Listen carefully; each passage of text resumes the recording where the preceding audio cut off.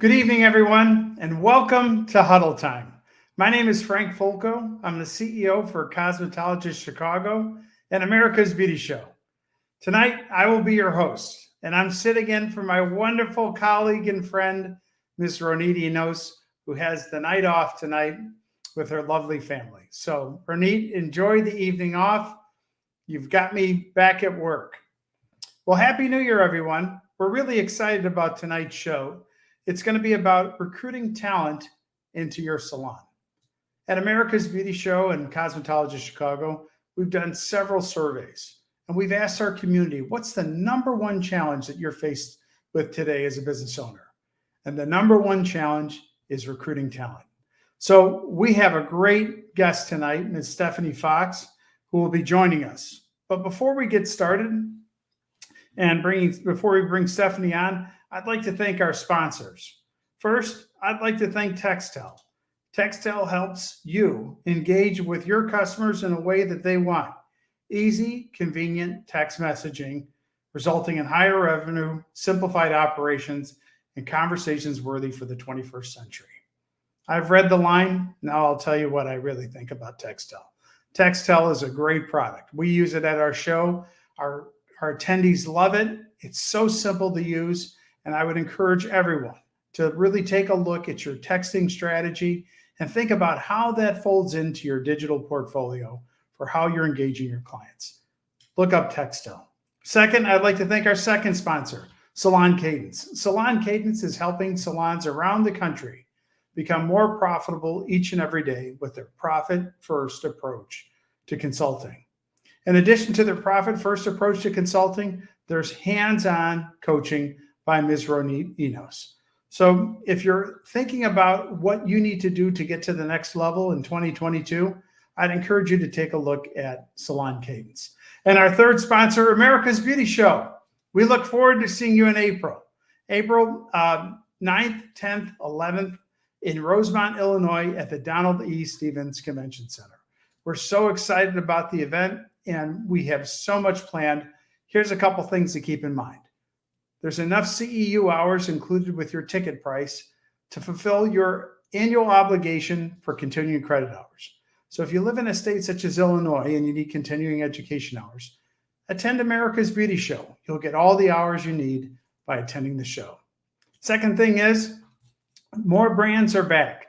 Yes, folks, we're really excited to be welcoming back Salon Centric and the L'Oreal brands, as well as many other brands. So we're looking forward to a very strong participation by our vendor community.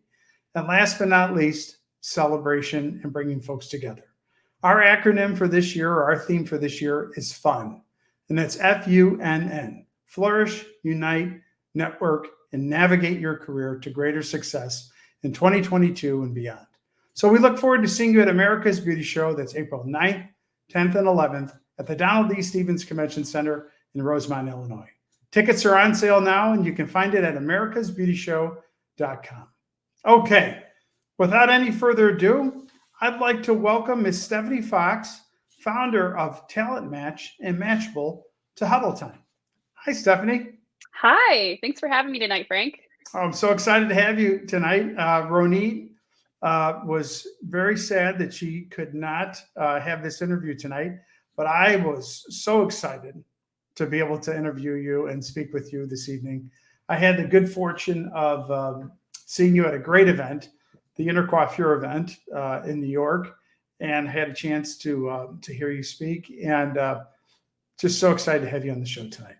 So awesome. Thank you. Thank you. And Happy New Year to you. Yeah, Happy New Year, 2022. I'm excited Absolutely. for it. So Stefanie, you have such a great background, and tonight we're going to talk about recruiting talent into your salon.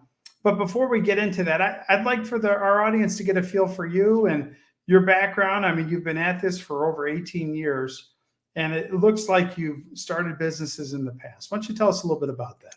Sure. So I have been in this industry for about 18 years, which has just been such an exciting ride. I've had the opportunity to do a lot of different things. Worked for manufacturers. I owned a hair salon for about a decade that I had a nice exit from in September of 2020. And then, of course, I have Talent Match, which has been an education and consulting brand for the last 8 years. But we had some pivots about 3 years ago just before kind of everything in the world seemed to go a little wild. And we moved into the recruiting space very heavily then. And it's been well timed, I have to say, because I'm excited we can provide solutions the way that people really need them today. And I, basically I've spent since, 2011 working for myself. In Columbus here, which is where I'm located, Columbus, Ohio. I just rolled off my board term actually for the National Association of Women Business Owners. Great. So yeah, it's just Tell exciting us a to little get bit about involved. that. Tell us a little bit about that. It sounds like you're involved in your community, and the National Association of Women and Business Owners sounds very relevant to the beauty industry. Well, the beauty industry is absolutely so relevant for women business owners because we're so significantly female dominated, especially today. I'll share an interesting statistic from some work I did with, we call it NAFO. That's how we shorten it. So in the state of Ohio, only 2% of women business owners ever reach the $1 million mark. And NAFO is very focused on legislative action and supporting women business owners. And we believe that one of the barriers to reaching that $1 million mark has to do with some legislation in the state and how we can, grow our businesses. Sure. Cross over into the beauty industry, and you look at Salon today's top 200, over 80% of the businesses that are over $1 million are women owned. Great. So it is such a massive difference. So I'm excited to be part of a network like NAFO and really help move legislative action to help support our industry that's so predominantly women and so successful as women business owners. That's wonderful. Great to hear. Okay, so you said that you owned a salon. Well, tell us a little bit about your salon. Sure. So my salon was located in Powell, Ohio, which is a northern suburb of Columbus, and had it for about 10 years. It was called Canvas Salon and Skin Bar. And gosh, I opened a salon out of, I'll say ego maybe, because I was running around the country teaching and I was in salons everywhere. And I'm like, I can do this, and then I opened a salon and I was like, what was I thinking? Like most business owners, you just get your butt kicked a few times. You learn a lot, you lose all your ego. And then you really dive in, and then you grow. It was the best experience I've ever had in owning a business, and also the most challenging. I learned an incredible amount. When I sold in September of 2020, I had a team of about 30. Super fun. We were hair and skin. They were the hardest part of leaving the business, I have to say. I loved my team so much. So talk to us a little bit about that. You said they were the hardest part about leaving. What do you mean by that? Yeah, so at the time, following the pandemic, we came back, and like many salons, we had this massive influx of business. So we were double-digit growth, even though we've been closed for those 2 months. Sure. And I was in the process of starting a technology build, which I think we'll get into a little bit later. But Yeah. I found myself in a situation where I'm a mom, 2 little boys, had my salon, and I have Talent Match, and I was making an investment in a technology product. And I said, Steph, you have to make a choice, because you can't run 3 businesses and raise 2 little boys. And God blessed me, and somebody showed up in my life that said, hey, I want to buy your business. And oh my gosh, we were in the best place to ever sell it because we just had this phenomenal year financially. Sure. So I sold it so that I could move forward into the area that my heart was really feeling called to, which is team building. So let's talk about that. So you transition from, you own a salon, you're working like crazy, you're an entrepreneur, you're driven, and you sell your business and you move over to recruiting. So when you say recruiting, are you recruiting stylists? Are you recruiting receptionists? Like, talk us through what that means. Yeah. So when I say recruiting, we do all salon hiring practices. And when we initially, Talent Match was born, it was very consultative based, and it was about building strategy for recruiting, because we've moved out of this place where we hire. When you're a salon owner, and you might still think this way today as a salon owner, we call, adding staff hiring. But hiring is kind of a reactive action. It's like, oh, I have to hire, I'm down, right? There's no appointments left on a Saturday, or, somebody quit. But really what Talent Match focuses on is the strategic elements of never being in that situation again. We help you figure out what your story is so that you can be attracting the right talent. And then we help you support you in the actual candidate vetting and application and all of that part of the process as well. So why is this such a problem in our industry? Like right now, if you we've done this. We've given many surveys, and it's the number one issue. I mean, large salons, small salons, Yeah. even the salon suite companies will tell you that just recruiting people is the number one issue. Why is this such a problem? Well, let me start by just sharing that anybody that doesn't know Talent Match, we're a database company. Like I self-proclaim that I'm just a data nerd. And when I make decisions, I like to come from facts. And so when Talent Match was initially kind of born, it was really a survey company. We started surveying hairdressers, right? Asking them questions. And it was about 2017 that the switch actually went from the number one pain is retaining staff to the number one pain is recruiting staff. What was that? 2017? 2017. And why 2017? What happened?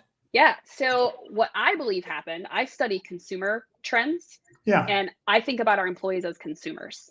So I look at the workforce that was entering the beauty space at that time, which we, call Gen Z.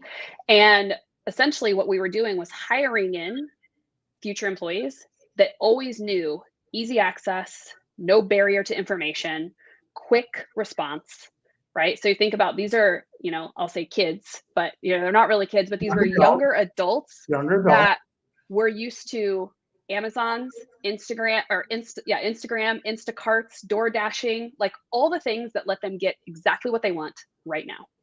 Now, take a look at the beauty industry, and we still live here predominantly today, where we don't have easy access to information. If you're a talent, if you're somebody that's in talent and you want to work somewhere, it's very challenging to learn about that brand. That brand is just getting good at telling their consumer story, right? We have salons today that came out of the pandemic and added online booking at the pandemic point in 2020. So that's a consumer's quick access point, right? So we have salons today who don't have apply online on their website, right? Who don't have anything about their cultural story on their website. So the reason I think that we started seeing these barriers, other than it's really easy access to do your own thing in our industry, right? That's a real reality that we have to compete against and kind of the suite model. But the biggest barrier is that today's workforce cares about who you are more than they care about what their job they're going to be doing is. And we're not good at talking about who we are in talent because we haven't started it yet. Like we're not marketing ourselves. So I'll stop there and see where you want to go with it. Really, really interesting. That is, like literally, you had me frozen there for a moment. And this whole idea of like the lack, it's easy to be involved in the industry, but it's not easy to learn about the industry. So let me go this way. So what's your solution that you're suggesting? Yeah, so there's kind of a 3-step process that salons have to go through to be better at recruiting. The first thing they have to do is get crystal clear on what I call their culture story, their magic. What is so special about you, number one, so that you know it and you could articulate it. Then you've got to get into step 2, which is telling it. It needs to live everywhere in your digital footprint. And then you need to make sure that when you actually get applicants into your business who you hire, that you're living it. So I call it like know your story, tell your story, live your story. And I get asked a lot, because people are in such a bind. What's the quick fix? I get that all the time. Like, how can I get immediate applicants? And unfortunately, the answer is there's not one, because you have to know your culture story, and then you've got to get to work actually making sure other people would know it. And a simple test, I do this with clients all the time, and I would encourage any salon owner to do this. Ask yourself, like, what's your top value in your business about your team, not consumer. The top thing you would label your team value. Take 1 minute and get on your Instagram and scroll down and ask if anything you see would tell somebody that did not know your brand that you value that thing. And if you can't audit yourself and find that value somewhere in a video, in a picture, in a reel, in a story, in a content caption, you've got to get that value into that caption, into that story, into that reel, so that somebody that doesn't know you, a future talent that doesn't know you, would learn that about you. And ideally, you would have that heart opt-in, right? You want someone consuming your content that's like, I have to work there. Right. Those are my people. Right. And what's so interesting is you're talking about culture. And I've spoken to many salon owners, and fortunately or unfortunately, I've been in the industry for, over 30 years. And the number one way that salons have been able to successfully hire folks, and I use the word hire, so that's not correct, but engage new colleagues or teammates, is through referral. Mhm. And that's what folks have consistently shared as the number one way to hire great talent is through referral. And really, that's culture. So Talent Match conducts a large state of the industry workforce survey every year. And this will be our third year. We're getting ready to deploy it. And the last 2 years, we've had over 20,000 students and stylists respond to this survey. And both years, the number one way that experienced stylists, not students, but Right. experienced stylists say they find a salon is referral. Sure. Because I would say 2020, maybe even into 2021, most salons didn't have anything out there about their team, right? They just have a hire page or a team page, but it's just a bio and it's what the consumer would care about. It's not like, who are we? You Right. know? So you Right. couldn't really find anything out. So it makes perfect sense that that stylist in your business is your referral source because they can speak accurately to who's there. What are we like? What's our family, right? So Which is how how does the salon work that into their website? Like, yeah, should salons be worried that their clients see it, or should it absolutely not. almost be celebrated that their clients see it? Clients love it. They love it. They want to know who you are as much as your future team wants to know who you are. And we saw this start to occur when we started adding, bios, for example, to a team webpage and giving little descriptions about our people. And we see it's content marketing, right? And so it just becomes part of your content marketing strategy is to tell the story of your culture. And so if they get to see that you have this really fun, I'm making this up, everybody's story is different, but let's say you have a very fun, high energy team, they're going Right. to see that. Or you have a team that's really chic, super professional, like they're going to see that. And clients are attracted to that, right? It's part of your brand vibe. So yes, they love it. I think I get that question the most about Instagram because on a website, it feels easy to create like a careers page or a team page.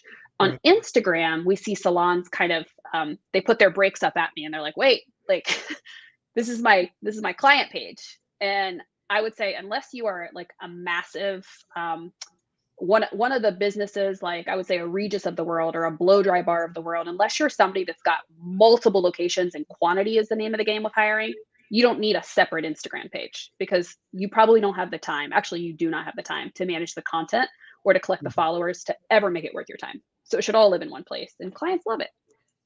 I would agree. I mean, I know personally so many stylists that I'm friends with over the years. And just as much as they know about me, I know about them. And it really deepens the relationship between the client and the salon professional. So I think that that's brilliant, just absolutely brilliant with your 3-step process, focusing on your culture story, telling your culture story, and then living it. Let's talk a little bit about living it, that third step.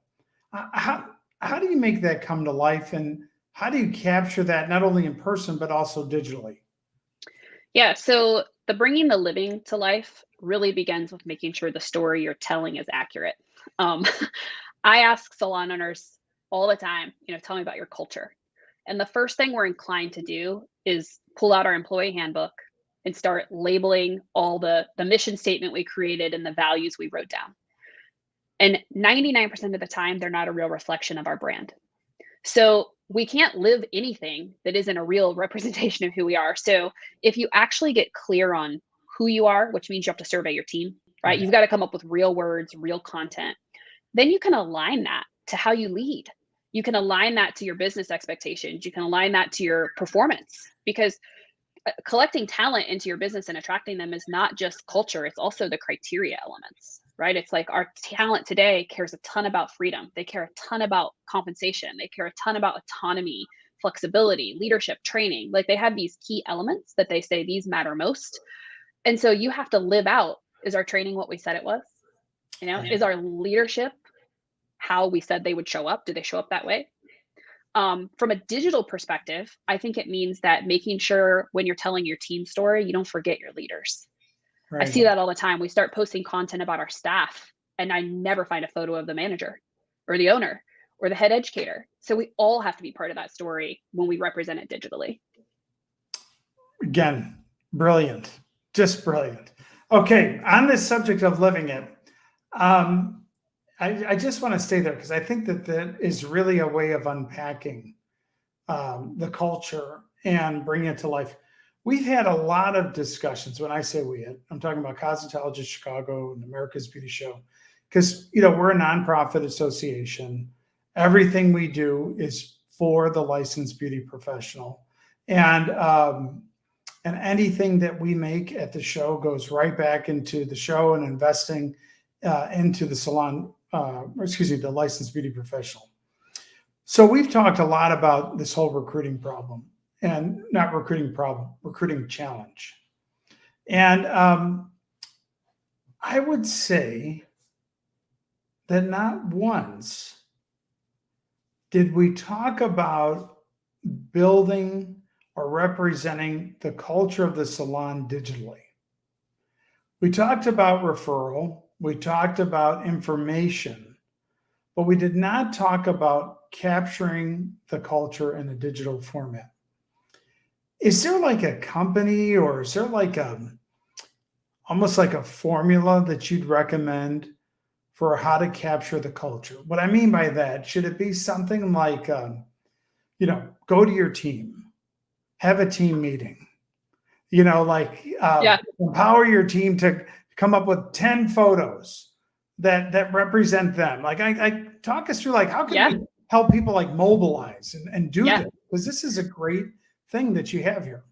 So let me first just go back to the data and tell you that the number one way students say they find us, Instagram.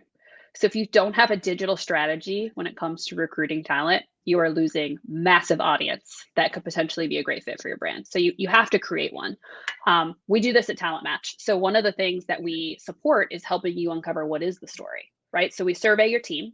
And if a salon's trying to do this on their own, what I suggest you do is actually use a Google form and create a survey that's 15 to 20 questions, and start just asking your team about what they think about your brand, right? As a team, what they feel like the vibe is, what's the energy like? Like, just ask them descriptive questions, get them to really describe, like, who are we? And then you can take that and pull that into kind of a little manifesto, if you will, of your culture. That is something we do at Talent Match, is help you figure out what is your manifesto, and then how do you deliver that through your Instagram strategy. You've got to figure out how to blend. I'm posting talent, or I'm posting content for consumers, and now I need to post talent for content, or content for talent rather. And so do I do 1 post a week, 2 posts a week, 6 posts a week? So we recommend actually looking at what your current strategy is. And if you're making the typical posting like 3 to 5 a week, which is what's recommended, that you would kind of replace one of those with a team related piece of content. What's most important with outbound marketing is consistency. Right. So I tell every salon owner that I do this work with, I say, listen, don't think you have to go all in, get crazy, and start making 5 posts a week about your team, because you might do it for 2 weeks. Then you're going to feel overwhelmed. You're going to stop. And then it's a waste of you've wasted all your time. So if you just posted 1 a month, even, right? If you said, I'm going to sit down and make a calendar with 12 different ideas that represent my team, and I'm going to post on the first Monday of every month, that is a place to start. Because when somebody starts to scroll through your feed because they found your brand and they say, oh, I think I'm interested in the salon, it's in my community, they're going to learn about you that way. But let me quickly just add, don't forget your hashtags. Because if you don't use the right hashtags when you're doing this work, the only people that ever see it are your followers. Right. So you want to make sure that the best way to figure out getting in front of students is find your local school's hashtags and make sure it's on every post you make, even your consumer post. Finding your local school's hashtags and making sure that you're on. That's brilliant. Okay, so this is Talent Match, and it sounds like this would be a good investment for any company to engage you. And how can salons engage Talent Match in helping them start to build this strategy? Yeah. So we work with salons in 4 ways. So the first and easiest way is we have an online course. We know that salon owners are busy, and especially if you're a smaller salon and you don't have a recruiting budget, which we haven't all thought about, right? We're like, oh, this Right. is a brand new thing. We have an online course that you can find on our website, and it's a 6-week course, and it's around $500. So it's a really easy entry point for salons that need to do something for recruiting, but they don't know what. And then we work privately. We do consulting. So that's working with me directly in the business monthly, building your strategy in a more customized way. And then our most intensive is an actual 16-week strategy program where you're with up to 10 other salons and you're with me 2 hours a week.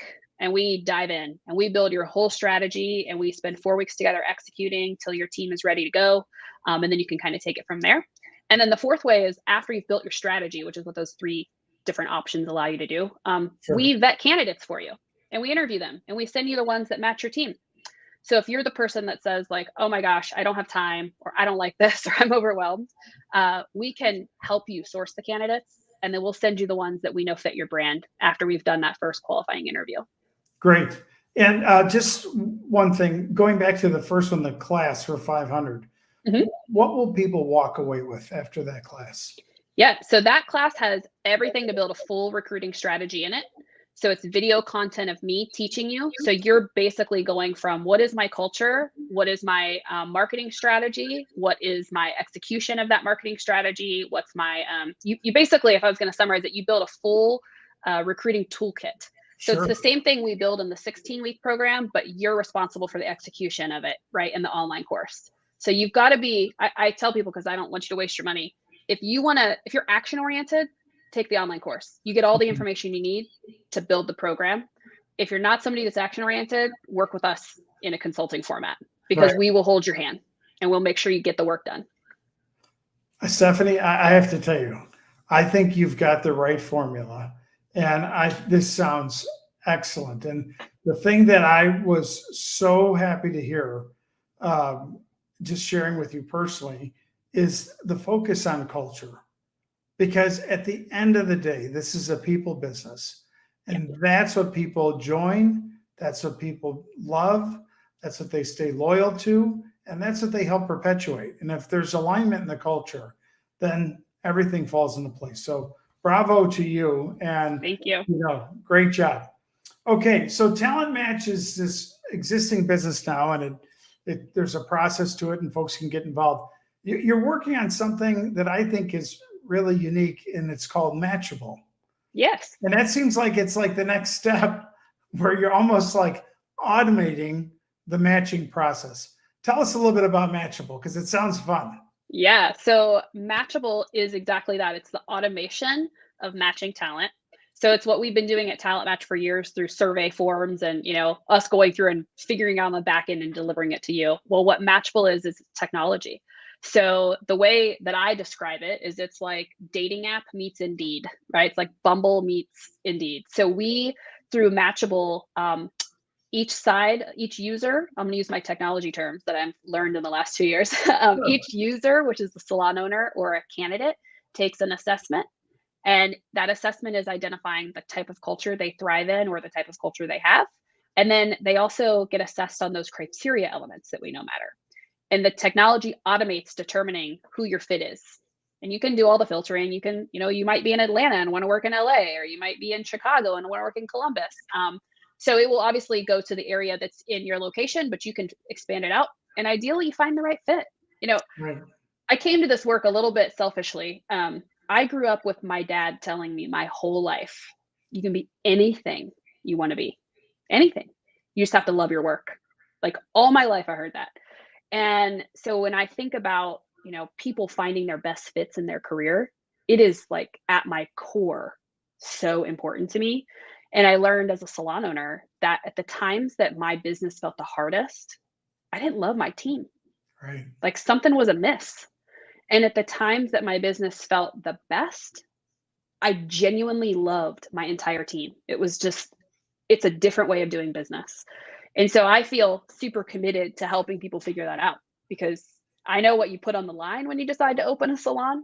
I know how much it means to you. I know how it hits your heart and your bank and all the things. And I know the same thing for a career. I think we should all do work we love. I think, again, another brilliant nugget there. So if I were to paraphrase, to me, it sounds like Matchable is like the Tinder Yeah. for salon owners. Yeah. So we're all going to be swiping, right? Yep. I've That's never exactly been right. on Tinder, but I heard that it's all about swiping. Yep, it is. So, And I had to spend about 6 months on dating apps to understand the user pathway. And I'll tell you, it's hysterical. Like when you're on those apps and you're trying to look at it from the lens of where is somebody going to click a button and are they going to swipe this way or that way and what's automatic. And so, yeah, so fun. And I'm happy to be out of them and working on the tender of the beauty industry. well, it really takes two to tango, though, on with this. So we have to get salons have to sign up, and candidates have to sign up. So, how you doing on that, and what can we do to help you build up your database so this really takes off for our industry?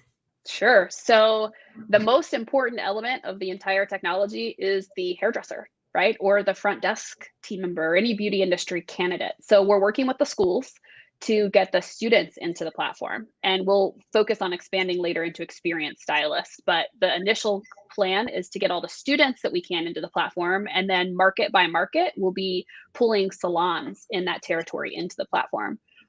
For me, I have a real hardcore ethical issue with launching in a market that I don't have filled with both sides. So we'll be Mhm. very strategic about making sure we don't launch to salons until we have a saturation of students in that market. And we'll just keep going from there. Well, I have to tell you, we'd love to help you get started. At America's Beauty Show, we have well over 5,000 students attend every year, and we have a great relationships with all the students all the schools in the Midwest.